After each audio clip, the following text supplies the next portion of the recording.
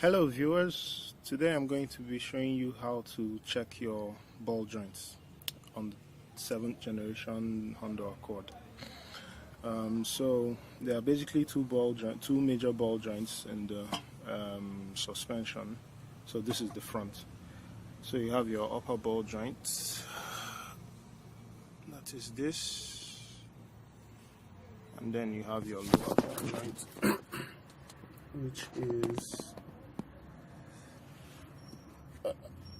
which is this.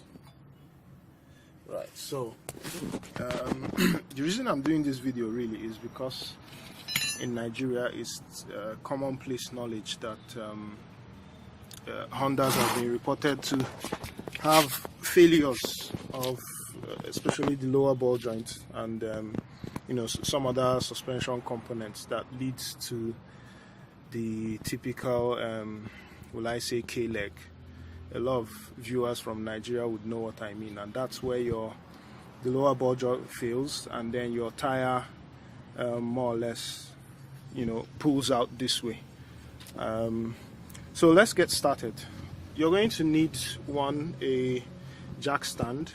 Okay, so first thing, take out the tire. Obviously I've done that here, taking off the tire. You jack up the vehicle, place it on jack stands.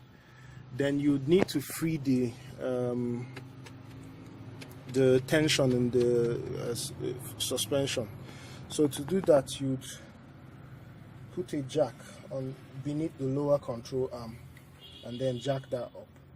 The way you know when to stop jacking, taking the vehicle up or the lower control arm up is when the contact with the jack stand starts going off of the top of the jack stand. So you're just going to jack the lower control arm up till the point that it takes more or less almost takes the weight of the vehicle, but doesn't leave the jack stand. So once you're done with that, to test the upper ball joints, these are very simple. You would need more like a crowbar. So here I'm just using the other end of my what's it called, the jack, the handle that you use in winding your jack up. So so that's this. So you put the tip of it in between your springs and the other end is against the upper control arm. So you pry. So you can see there's no movement in the ball joint. If there was movement, you would, you hear some sounds, or you would see this, it shouldn't have any degree of movement, vertical movement. So that tells me that this is good. For the lower ball joint, which is this, so same goes. You put this in between the ball joint and the lower control arm and then pry. Same goes, no movement, and that tells me that this is good. If this ball joint was bad, what you're going to see is that you'd have some noise and then possibly some play or some movement, up and down movement. That reminds me, I'm missing a cutter pin here, which I'll have to put in. So that is typically how to check your lower ball joint on the 7th generation Honda Accord. And this is something I do not very frequently anyways, because